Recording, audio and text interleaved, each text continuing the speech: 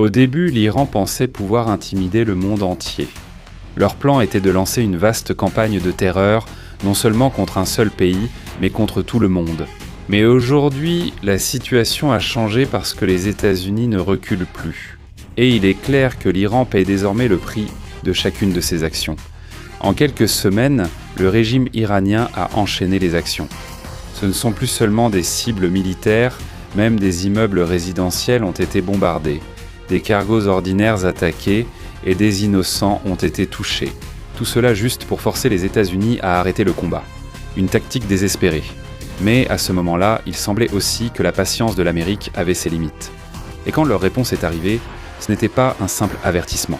C'était une riposte directe. Lors d'une grande opération, les États-Unis ont utilisé leurs bombardiers pour cibler un pont très important en Iran. Ce n'était pas un pont ordinaire. C'est par là que passèrent les armes. C'est là que circulaient les approvisionnements de leurs forces, et en quelques instants seulement, il a été complètement détruit. Comme s'il s'était évaporé dans l'air. Une structure valant plusieurs milliards de dollars est devenue poussière. C'est là que la véritable riposte a commencé. Et c'est aussi là que la direction de toute la guerre a commencé à changer. Mais ce qui est encore plus surprenant, ce n'est pas ici que l'escalade a commencé. Dès le premier jour du combat, l'Iran a déjà fait quelque chose qui a aggravé la situation. Alors que les États-Unis ciblaient des sites militaires à l'intérieur de l'Iran, l'Iran a soudainement attaqué un autre pays. Pas sur une base militaire, mais dans des zones résidentielles. Dans des endroits comme Bahreïn, ce sont des immeubles d'appartements qui ont été touchés, des civils ont été touchés, et c'est là que la peur a commencé. Ce n'est pas seulement dans un seul pays, mais dans toute la région. Maintenant, des images du premier jour des troubles ont émergé. Et ce que tu verras, ce n'est pas simplement un conflit militaire, mais une situation qui se détériore rapidement et qui pourrait devenir incontrôlable à tout moment.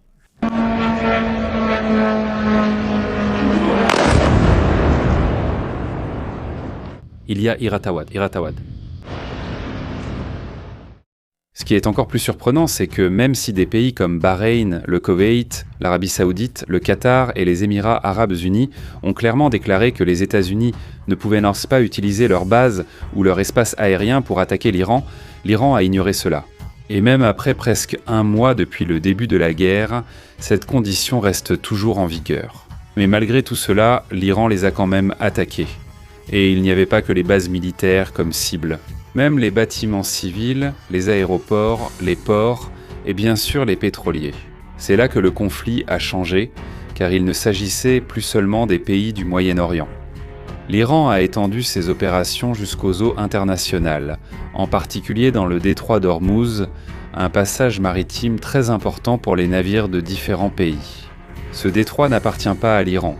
Tous les pays ont un droit égal de passage ici.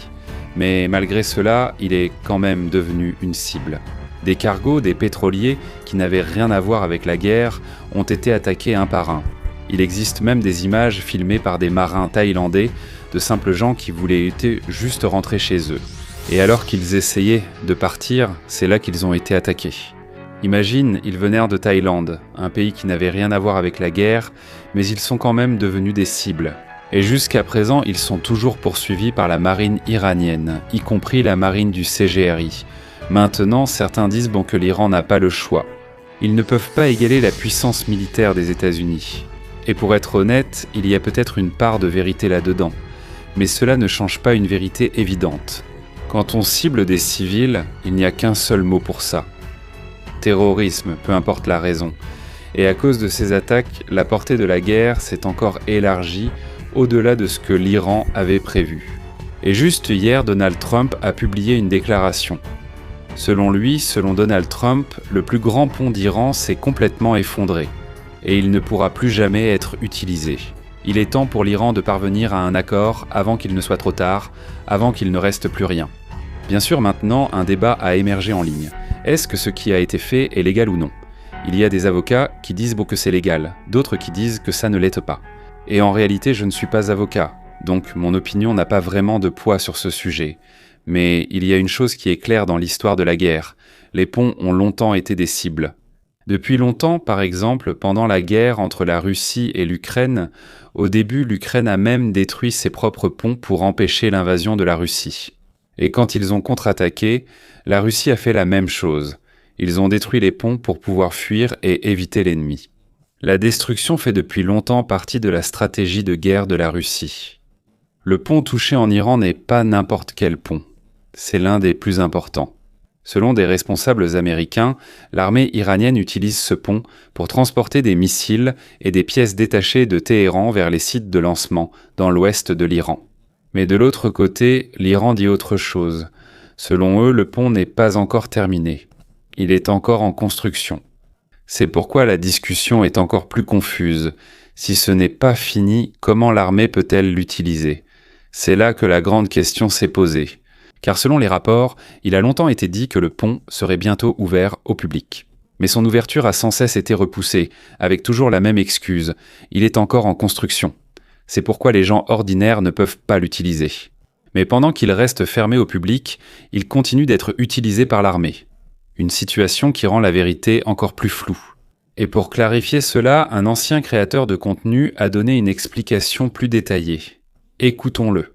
Ce pont B1 ne faisait pas partie du patrimoine de l'Iran. C'était un nouveau pont, fraîchement construit, qui n'était même pas encore ouvert.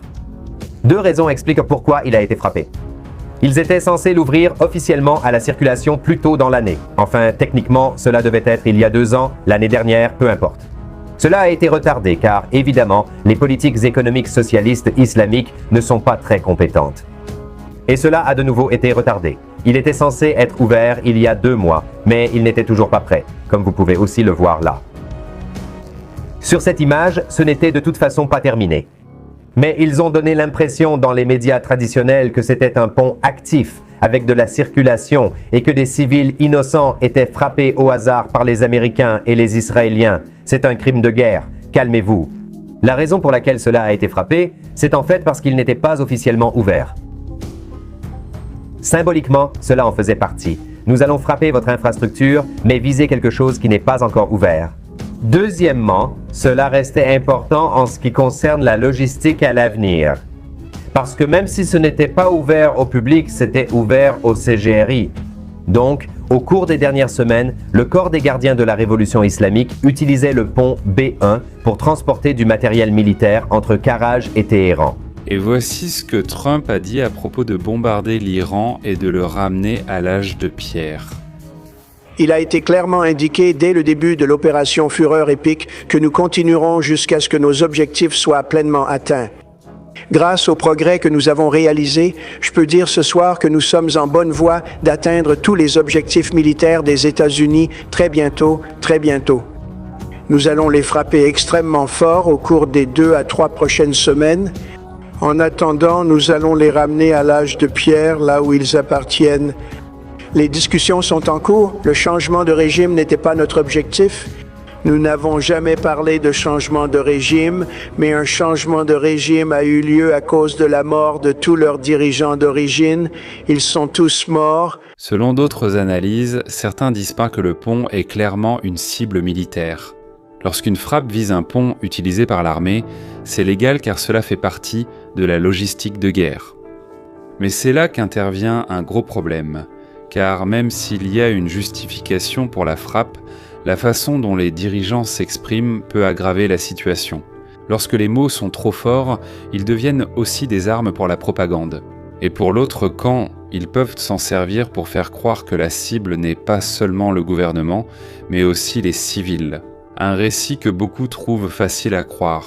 Donc, même si les États-Unis affirment clairement qu'ils ne visent pas intentionnellement les gens ordinaires en Iran, la perception du public est différente. Mais pendant que ce débat se déroule, un problème encore plus grave continue de se produire à l'intérieur même de l'Iran. On peut débattre de la légalité ou non, mais il est très clair que c'est une violation flagrante des lois de la guerre. Selon les rapports, l'Iran aurait commencé à recruter des enfants de 12 ans pour participer aux campagnes militaires du CGRI. Et selon Amnesty International, il s'agit clairement d'un crime de guerre. C'est illégal selon le droit international. Il n'y a pas de débat, il n'y a pas de zone grise. C'est une violation directe, et cela ne s'arrête pas là. Les exécutions continuent également, jour après jour. Par exemple, un jeune homme de 18 ans a été tué simplement pour avoir participé à la manifestation en janvier. Imagine ça, un jeune qui avait toute sa vie devant lui a été tué sur le champ. simplement parce qu'il s'est opposé. En fait, il est déjà la 9e personne tuée depuis le début de la guerre, alors que cela ne fait même pas un mois. Et si tu y réfléchis, un jeune de 18 ans aujourd'hui, il est tourné vers 2007 ou 2008 toute sa vie, elle n'a même pas encore commencé. Mais elle est déjà terminée. Juste à cause d'une manifestation qui a commencé comme un problème économique, les gens en ont assez de la mauvaise gestion du gouvernement. Et même le dirigeant de l'Iran lui-même a admis qu'il y avait un problème. Mais au lieu de le résoudre, ils ont préféré faire taire ceux qui s'opposent. Non seulement les manifestants sont visés, mais aussi les avocats, qui défendent les opprimés.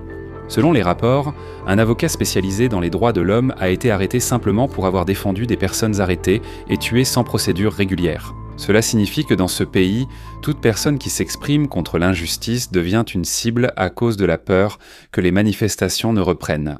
Et pendant que cela se passe à l'intérieur de l'Iran, à l'extérieur, la situation s'aggrave encore plus parce que les attaques ne cessent pas. L'un des plus grands dangers est le ciblage des usines de dessalement au Koweït. C'est de là que provient près de 90% de l'eau potable du pays. Cela signifie que si ces installations sont touchées, ce n'est pas simplement une attaque ordinaire. C'est une menace pour la vie de toute la population, car sans eau, personne ne peut survivre. Et jusqu'à présent, il n'est pas clair comment ils expliquent cela.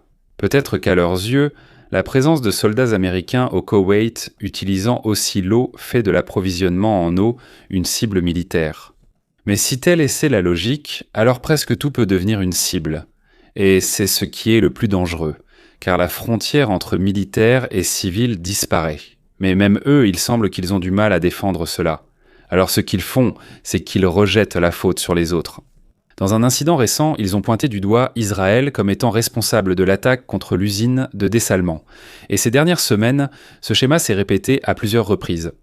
Quand ils ne peuvent pas expliquer une attaque, ils en rejettent la faute sur les États-Unis ou Israël. Mais aux yeux du monde, la situation devient de plus en plus claire. Et maintenant, même les civils au Koweït commencent à remarquer cela. C'est un point important. Parce que lorsque ce sont les citoyens eux-mêmes qui critiquent, cela donne à leur gouvernement une raison d'entrer dans le conflit. Et c'est l'une des choses que beaucoup craignent. Parce que lorsque cela se produit, la guerre risque de s'étendre encore plus. Et il se peut qu'elle ne soit plus contrôlable. C'est pourquoi, jusqu'à présent, de nombreux pays de la région restent indirectement impliqués, parce qu'ils ne veulent pas donner l'impression d'être alliés d'Israël contre d'autres musulmans. Et pour les monarchies du Moyen-Orient, c'est dangereux, parce que cela pourrait provoquer des troubles à l'intérieur même de leur propre pays. Mais aujourd'hui, il semble que la situation commence peu à peu à changer. En raison des attaques continues de l'Iran, il y a des signes que d'autres pourraient se joindre. Récemment, un responsable militaire d'Irak a déclaré qu'il était possible que les Émirats arabes unis entrent également en guerre. Selon lui, une décision sera bientôt prise. Lors d'une interview, on lui a demandé si les Émirats arabes unis rejoindraient dans le combat avec les États-Unis et Israël. Et la réponse a été qu'ils ne font pas encore partie du conflit, mais qu'ils n'excluent pas non plus cette possibilité. Selon un responsable militaire des Émirats arabes unis, nous ne disons pas que cela n'arrivera pas. Mais nous avons le droit de nous défendre contre toute menace. Cela signifie qu'actuellement, ils sont en mode défensif. Mais si la situation s'aggrave, ils sont prêts à agir. Encore plus surprenant, plus d'un mois s'est déjà écoulé depuis le début de la guerre. Et même s'ils ont été frappés à plusieurs reprises par des missiles et des drones, les Émirats arabes unis n'autorisent toujours pas les États-Unis à utiliser leur base ou leur espace aérien pour attaquer l'Iran. Leur position est claire, ils ne veulent pas servir de base de lancement dans cette guerre. Mais malgré cela, l'Iran ne s'arrête pas. Et ce ne sont pas seulement des cibles militaires qui sont touchées, même des civils continuent d'être affectés. À une autre question, les Émirats arabes unis ont précisé, selon un responsable émirati, que notre territoire n'est pas utilisé pour attaquer l'Iran et cela n'arrivera pas. Cela signifie que, selon eux, l'accusation de l'Iran selon laquelle les attaques américaines proviennent des Émirats arabes unis n'est pas vraie. Mais même si la réponse est claire, l'Iran continue de cibler leur pays. Et c'est là que la question la plus importante se pose. Pourquoi l'Iran agit-il ainsi ? Pour comprendre cela, nous devons revenir dans le passé. Pas seulement à la révolution iranienne, mais encore plus loin, jusqu'à l'époque de la dynastie Qajar au XIXe siècle. Parce que les décisions des dirigeants de cette époque se font encore sentir aujourd'hui. Et si tu veux mieux comprendre comment l'Iran en est arrivé à cette situation, nous allons approfondir davantage le sujet. Parce que cette histoire ne concerne pas seulement la guerre actuelle. C'est une histoire d'histoire, de pouvoir et de décision qui continue de façonner le monde aujourd'hui.